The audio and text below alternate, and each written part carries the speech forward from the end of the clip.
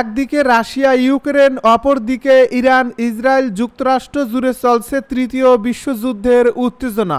আর এরই মধ্যে আমাদের হাতে এসেছে গুরুত্বপূর্ণ আপডেট, আন্তর্জাতিক সংবাদ। শুরুতেই থাকছে তুরস্ক আর নীরব পর্যবেক্ষক নয় পাকা খেলোয়াড় বলছে রিসেপ তাইয়েপ এরদোগান। এবারে থাকছে হামাসের প্রস্তাব প্রত্যাখ্যান করে পাল্টা হুমকি নেতানিয়াহুর। আরও জানাবো যুক্তরাষ্ট্রের নীতিতে মৌলিক পরিবর্তন, উদ্বেগজনক বললেন ভলকার তুর্ক। এদিকে জর্ডানের পর্যটন ভিসা নিয়ে ইসরায়েলে ঢোকার চেষ্টা, গুলিতে ভারতীয় নিহত। সর্বশেষ জানিয়ে দিব ভয়াবহ দাবানলে পুড়ছে জাপান, নিহত এক। শুনছিলেন হাতে পাওয়া গুরুত্বপূর্ণ আপডেট সংবাদের শিরোনাম, এবারে বিস্তারিত। তবে তার আগে অনুরোধ রইল ভিডিওটিতে একটি লাইক দিন এবং কমেন্ট করে জানিয়ে দিন ভিডিও সম্পর্কে আপনার মূল্যবান মতামত। আরও জানিয়ে দিন ভিডিওটি কোথা থেকে দেখছেন বা কোন জেলা থেকে দেখছেন। তুরস্ক আর নীরব পর্যবেক্ষক নয় পাকা খেলোয়াড় বলছে রিসেপ তাইয়েপ এরদোগান। তুরস্কের প্রেসিডেন্ট রিসেপ তাইয়েপ এরদোগান বলেছেন তুরস্ক এখন আর বিশ্ব রাজনীতিতে একটি নীরব পর্যবেক্ষক নয়, বরং একটি পাকা খেলোয়াড় হিসাবে আবির্ভূত হয়েছে। সম্প্রতি রমজানের শুরুতে ইস্তানবুলে আয়োজিত একটি ইফতার অনুষ্ঠানে তিনি একথা বলেন। তুরস্কের এই প্রেসিডেন্ট বলেন আজকের তুরস্ক শক্তিশালী, কার্যকরী এবং প্রতিটি ক্ষেত্রে দীর্ঘ প্রসারী প্রভাব রাখছে। এই দেশ এখন কেবল নিজের জনগণের জন্য নয়, বরং বিশ্বের নিপীড়িত ও বঞ্চিত মানুষের জন্য একটি আশার প্রতীক হয়ে উঠেছে। এরদোগানের এই বক্তব্য এমন এক সময় এলো যখন কারাবন্দী কুর্দিস্তান ওয়ার্কার্স পার্টির নেতা আব্দুল ওজালান দলটির সদস্যদের অস্ত্র ত্যাগের আহ্বান জানিয়েছেন। তুর্কি প্রেসিডেন্ট বলেন আমরা সব সময় শান্তি ও সংলাপকে অগ্রাধিকার দেই, কিন্তু যদি আমাদের প্রসারিত হাত প্রত্যাখ্যান করা হয় তাহলে আমাদের লৌহ মুষ্টি সবসময় প্রস্তুত থাকবে। এরদোগান এ সময় জোর দিয়ে বলেন তুরস্কের বিরুদ্ধে যে কুটিল ও গোপন ষড়যন্ত্র চলছে তা আমরা ব্যর্থ করে দিচ্ছি। আমরা পুরোপুরি সন্ত্রাস মুক্ত একটি তুরস্ক গড়তে কাজ করছি। হামাসের প্রস্তাব প্রত্যাখ্যান করে পাল্টা হুমকি নেতানিয়াহুর। ইসরায়েলি প্রধানমন্ত্রী বেনিয়ামিন নেতানিয়াহু হামাসের স্থায়ী যুদ্ধবিরতির প্রস্তাব প্রত্যাখ্যান করেছেন। একই সঙ্গে হামাস যদি অবশিষ্ট ইসরায়েলি বন্দীদের মুক্ত না করে তাহলে তাদের বিরুদ্ধে আরও কঠোর পদক্ষেপের হুমকিও দিয়েছেন। আল জাজিরা জানিয়েছে সোমবার নিজ কার্যালয় থেকে প্রকাশিত এক রেকর্ডেড বক্তব্যে নেতানিয়াহু গাজার স্থায়ী যুদ্ধবিরতির প্রস্তাবকে সম্পূর্ণ অগ্রহণযোগ্য বলে প্রত্যাখ্যান করেছেন। এর পাশাপাশি তিনি হুমকি দিয়ে বলেন হামাস যদি আমাদের বন্দীদের ধরে রাখে তাহলে আমরা আরও কঠোর পদক্ষেপ নেব। নেতানিয়াহু এ সময় দাবি করে বলেন ইসরায়েল যুক্তরাষ্ট্রের দূত স্টিভ উইটকফের উপস্থাপিত একটি কাঠামো মেনে নিয়েছে যা ইসরায়েলি বন্দীদের মুক্তির সুযোগ তৈরি করবে এবং অস্থায়ী যুদ্ধবিরতির মেয়াদ 50 দিনের জন্য বাড়াবে। ইসরায়েলের যুদ্ধবাজ প্রধানমন্ত্রী বলেন পুনরায় বলছি ইসরায়েল এই পরিকল্পনা মেনে নিয়েছে, আমি এই পরিকল্পনা মেনে নিয়েছি, কিন্তু এখন পর্যন্ত হামাস এটি প্রত্যাখ্যান করছে।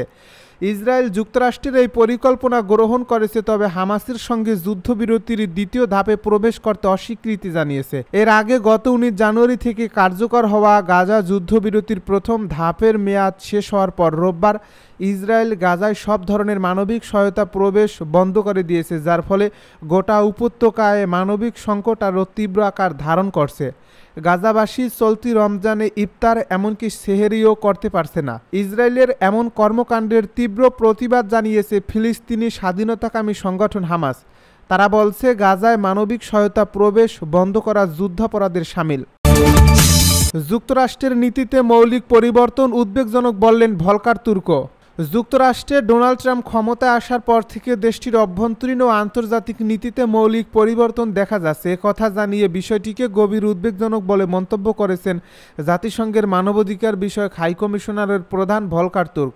সোমবার সুইজারল্যান্ডের জেনেভায় সংস্থাটির মানবাধিকার কাউন্সিলে এক বক্তৃতায় তিনি একথা বলেন। সরাসরি ট্রাম্পের নাম উল্লেখ না করে তুর্ক বলেন জনগণকে বিভক্ত ও প্রতারিত করতেই এসব বিভ্রান্তিমূলক কথা বলা হচ্ছে। তিনি আরও বলেন মানবাধিকারের বিষয়ে বিগত দশকগুলোতে আমরা যুক্তরাষ্ট্রের উভয় দলের সমর্থন পেয়েছি, কিন্তু বর্তমানে দেশটির অভ্যন্তরীণ ও আন্তর্জাতিক নীতিতে মৌলিক পরিবর্তন দেখা যাচ্ছে, যা নিয়ে আমরা গভীরভাবে উদ্বিগ্ন।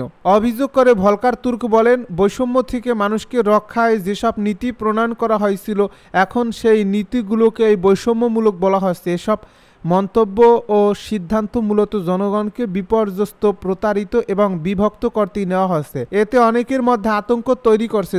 গত 20 জানুয়ারি প্রেসিডেন্ট হিসেবে ট্রাম্প দ্বিতীয় দফায় ক্ষমতা গ্রহণের পর থেকে অনেক নির্বাহী আদেশে সই করেছিলেন। এসব আদেশের মাধ্যমে তিনি কেন্দ্রীয় সরকার ও বেসরকারি খাতের নানা কর্মসূচি বাতিল, স্থগিত বা সংকুচিত করেছেন। পাশাপাশি আন্তর্জাতিক নানা সংস্থা থেকে যুক্তরাষ্ট্রকে প্রত্যাহার করে নিয়েছিল। গত ফেব্রুয়ারিতে যুক্তরাষ্ট্রকে জাতিসংঘের মানবাধিকার কাউন্সিল থেকে প্রত্যাহার করে নেন ট্রাম্প। যুক্তরাষ্ট্র না থাকায় এই কাউন্সিল কিভাবে ক্ষতিগ্রস্ত হতে পারে তা নিয়ে আজ জোরালো মন্তব্য করছেন তুর্ক। জর্ডানের পর্যটন ভিসা নিয়ে ইসরায়েলে ঢোকার চেষ্টা, গুলিতে ভারতীয় নিহত। জর্ডান থেকে অবৈধভাবে ইসরায়েলে প্রবেশের চেষ্টাকালে সীমান্তে গুলিতে প্রাণ হারিয়েছেন এক ভারতীয়। নিজ দেশের 3 ব্যক্তিকে নিয়ে সীমান্ত পাড়ি দেওয়ার সময় জর্ডানের সীমান্তরক্ষী বাহিনীর গুলিতে 47 বছর বয়সী ওই ব্যক্তি নিহত হন। জানা গেছে ওই 4 ভারতীয়কে ইসরায়েলে কাজের প্রতিশ্রুতি দেওয়া হয়েছিল। তারা পর্যটন ভিসা নিয়ে জর্ডানে গিয়ে অবৈধভাবে ইসরায়েলে ঢোকার চেষ্টা করেন। রুশ সংবাদ মাধ্যম আরটি জানিয়েছে, গুলিতে নিহত থমাস গ্যাব্রিয়েল পেরেরা দক্ষিণ ভারতের কেরালার বাসিন্দা। এছাড়া তার সাথে থাকা আরও 2 জনকে জর্ডানের কারাগারে পাঠানো হয়েছে। পেরেরার আত্মীয় এডিসনকে জর্ডান থেকে ভারতে নির্বাসিত করার পরে বিষয়টি প্রকাশ্যে আসে। এডিসন সামনে থেকে সীমান্তে সেদিনের গুলির দৃশ্য প্রত্যক্ষ করেন।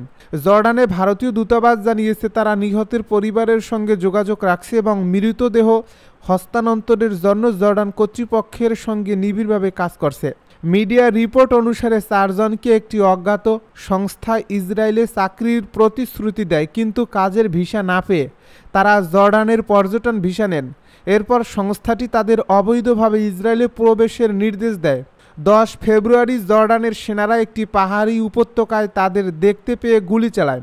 ভারত ও ইসরায়েল 2023 সালের মে মাসে একটি চুক্তিতে সই করে। চুক্তির অধীনে 42,000 ভারতীয়কে ইহুদি রাষ্ট্রটিতে নির্মাণ ও নার্সিং সেক্টরে কাজের অনুমতি দেওয়া হয়। তারপর থেকে 20,000-এর বেশি ভারতীয়কে ইসরায়েলে নিয়োগ করা হয়েছে।